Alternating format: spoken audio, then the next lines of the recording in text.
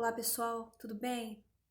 Eu vim aqui trazer para vocês breves reflexões e algumas dicas, né? Algumas medidas que podem ser adotadas pelos empregadores em relação a essa questão dessa pandemia, né? O coronavírus. Nós sabemos o quão difícil ficarão as relações, o quão difícil ficará nesses próximos dias por conta do isolamento que já é uma realidade, é existente, e por uma possível quarentena. Então, se faz necessário trazer algumas orientações para vocês. Nós que somos operadores do direito, temos esse dever de estar contribuindo de uma certa forma com a população nesse sentido. Então, eu quero só dizer para vocês, né, que já existe uma lei que já foi, entrou em vigor, ela foi sancionada dia 6 de fevereiro desse ano, já prevendo as questões da pandemia. Existem diversas portarias também, né? A 356 é a que mais nos interessa, é a mais completa, é a relativa realmente a pontos que vão tratar as questões trabalhistas.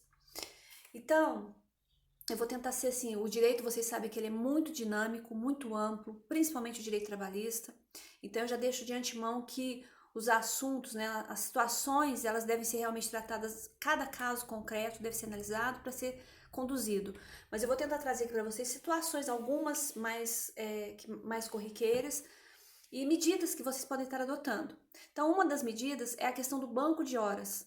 Então, o que você pode estar fazendo? Você pode estar mandando seus empregados para casa, e está se utilizando essa questão de banco de horas. O período que ele ficou em casa, ele é computado depois, pode ser compensado em até 6 meses, desde que as horas extras não ultrapassem 2 horas diárias. Então, uma opção é essa, se utilizar do banco de horas. Mande seu funcionário para casa, no empregado para casa, e ele vai estar utilizando desse mecanismo, o banco de horas.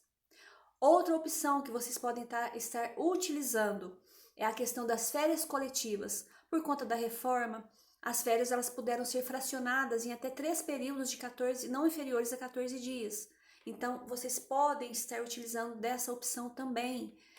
Férias coletivas, desde que seja acordado com o seu empregado. Você tem que conversar com ele, para ele também ter que concordar. Mas as férias coletivas é uma opção também. Outra opção é o teletrabalho, ou mais conhecido como home office. É uma opção, você pode, porque tem muitas empresas que podem utilizar dos mecanismos de tecnologia e mandar seus empregados para casa e eles desenvolverem o trabalho de lá, certo? Obviamente que você não vai conseguir controlar os horários dele, no entanto que não horas extras, isso, nada disso tem que pagar, porque você não tem como controlar o período que ele vai estar trabalhando. Mas desde que ele cumpra o determinado, é uma opção também, certo? Então você pode estar utilizando a questão do home office. Outra questão também, se for necessário o empregado se afastar, assim como acontece já hoje, com o coronavírus não vai ser diferente.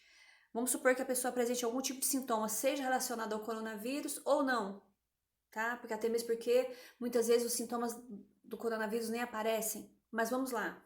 Vamos pensar que apresentou algum tipo de enfermidade. Essa pessoa, você vai direcionar essa pessoa, né, o empregado, para o posto de saúde ou para o hospital, enfim. Ele tem que trazer depois para você um atestado. E empregado, você tem que autorizar que o médico, na hora que ele estiver te examinando, ele vai, eu vou te conceder então um atestado por 7 dias, por 10 dias, sei lá, por 15 dias.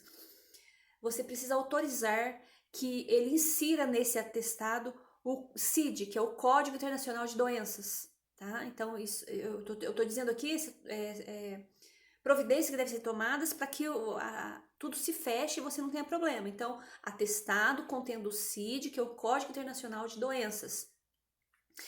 Levando esse atestado para o seu empregador, vamos supor que tenha dado lá atestado de 15 dias para você. Os 15 primeiros dias, viu empregado, viu empregador, serão pagos pela empresa, certo? Após esse período, ou seja, foi necessário, ela não melhorou, ele vai ter que ficar mais em casa, tendo necessário redobrar, né, ou sei lá por quanto mais tempo, a partir do 16º dia, o pagamento é realizado pelo INSS, o empregado vai procurar o INSS e será analisada a possibilidade de concessão do auxílio-doença. Tá? Não vou entrar em detalhes aqui também.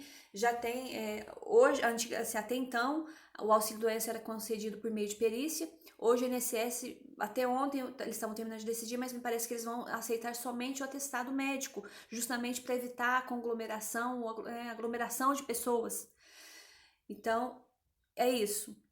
Outra situação que pode acontecer também, a questão de alguém se sentir inseguro, vamos dizer assim, tem alguém ali no ambiente de trabalho que está apresentando sintomas e a pessoa, às vezes, por medo de perder o emprego, tem muito disso, né, gente? Infelizmente, eu não vou no médico, não, eu vou aguentar, não é nada. E aí, outra pessoa, outro empregado que está ali junto, ele está se sentindo inseguro com aquela situação.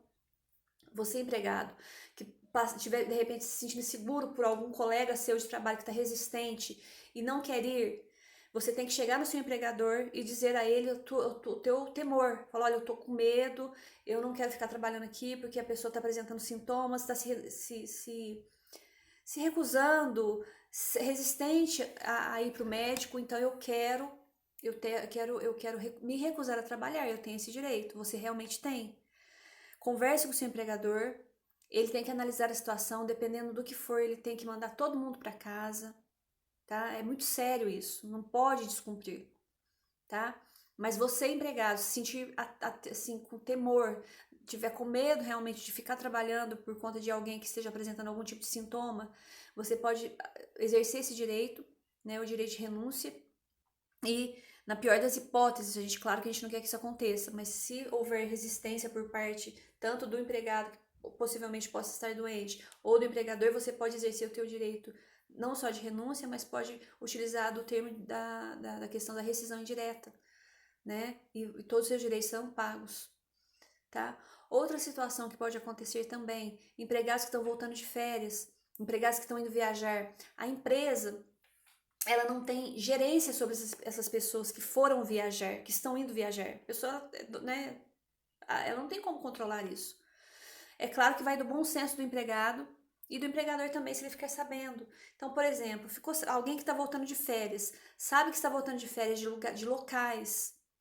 Eu acho que hoje, independente de ser ou não um local de risco, que hoje tudo se tornou local de risco, então voltou de férias, já manda essa pessoa pro médico, já manda ela procurar o médico de confiança dela, não deixa ela voltar, ela tem que ficar isolada, tá? É muito importante você ter essa consciência, empregador, é muito importante, tá? Da mesma forma, empregados que porventura ainda estejam resistentes, não estão querendo, né, não estão cumprindo à risca as determinações que estão aí escancaradas para todos, você tem o direito de pedir para essa pessoa se afastar. Você tem por obrigação, nem é direito, você tem por obrigação não aceitar que ela fique no mesmo ambiente que os demais. Obviamente, gente, muitas outras situações acontecerão, tá? Aqui não adianta eu ficar elencando, querer ficar tratando de outras, muita situação pode acontecer. Então eu digo para vocês, só aqui na minha cidade, que é Guaxupé, nós temos mais de 400 advogados, todos empenhados, cada um na sua área, muitos especializados na área trabalhista. Procure seu advogado de confiança, seja aqui em Guaxupé ou na região, aí na sua cidade com certeza vai ter também. Não fique na dúvida. Se você está com alguma dúvida em relação a que procedimento tomar, procure seu advogado, o advogado da sua confiança, mas não fique na dúvida, não cometa erros, tá bem? E o mais importante, agora acho que o mais importante é o diálogo, é a união de forças, é a compreensão, é pensar que é questão de saúde pública, não dá para brincar, não dá. Até mesmo porque essa lei que eu falei, tanto a lei quanto a portaria 356, tem as previsões ali de penalidades para quem descumprir. Então fiquem atentos, não é brincadeira, tá? Eu espero que eu tenha ajudado vocês. E conto com vocês no próximo vídeo. Fica com Deus, um grande abraço.